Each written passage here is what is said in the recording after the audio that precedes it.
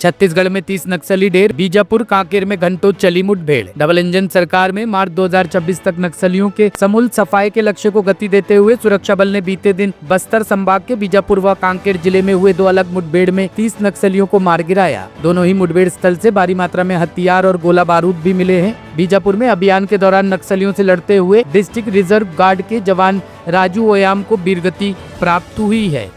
दिनांक 20 मार्च को जिला बीजापुर के पश्चिम बस्तर क्षेत्र में हुई मुठभेड़ में माओवादियों का टोटल 26 डेड बॉडी रिकवर किए गए थे। इस मुठभेड़ में हमारा एक जवान राजू ओयाम, उन्होंने भी नक्सली से बहादुर से लड़ते हुए वीरगति प्राप्त किया। पूर्व में माओवादी संगठन में उन्होंने कार्यरत थे। वर्ष 2020 में राजू ओयाम ने हिंसा त्याग कर माओवादी संगठन से बाहर आकर समाज की मुख्य धारा में शामिल होने के उद्देश्य से आत्मसमर्पण किया। उसके पश्चात विगत 5-6 वर्षों से सुरक्षा बल के साथ उन्होंने अनेक जो सफल अभियान में शामिल रहा। अनफॉर्चुनेटली कल की मुठभेड़ में उनका शहादत हो गई थी, लेकिन इसके बावजूद जो हमारा सुरक्षा बल सदस्य सबका मनोबल अभी भी मजबूत है और जो सभी हमारे जो शहीद जवानों का शहादत से प्रेरणा लेकर आने वाले समय में और समर्पित होकर और बेहतर कार्रवाई करेगा। सर, ऐसी कोई जानकारी है कि नक्सल मूवमेंट में कौन सा पोस्ट होल्ड करते थे?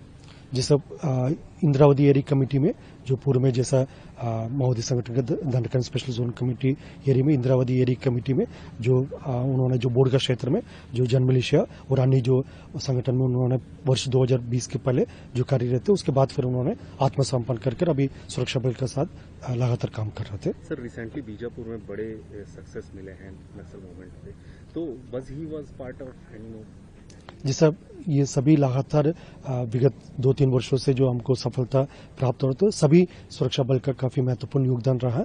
इसमें आत्मसमर्पित होकर जो सरेंडर कैडेट्स जो सुरक्षा बल में शामिल हुआ या फ्रेश रिक्रूटेड जैसा डीआरजी हो, बस्तर फाइटर हो या सीएफ हो, एसटीएफ हो, केंद्रीय अर्धसैनिक बल, कोबरा, सीआरपीएफ, ये सब समाज सुरक्षा बल का इसमें काफी महत्वपूर्ण योगदान रहा। और जैसा आत्मसमर्पित माओवादियों का इसमें काफी एक विशेष योगदान भी रहा, क्योंकि उनका इलाका का जानकारी है, टेरेन का काफी अच्छा जानकारी है और जो माओवादी के जो मोडस ऑपरेंडी उसके बारे में भी उनका बेहतर एक नॉलेज रहते हैं। इन सब का फायदा अभियानों में हमको प्राप्त हुआ। सर, उनके परिवार वाले क्या नक्सल विक्टिम हैं?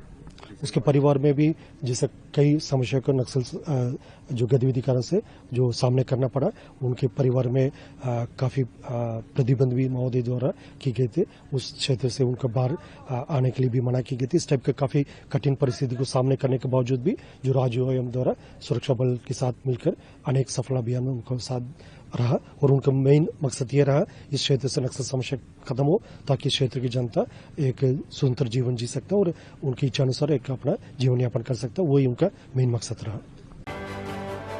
ब्यूरो रिपोर्ट, टीम मानस न्यूज।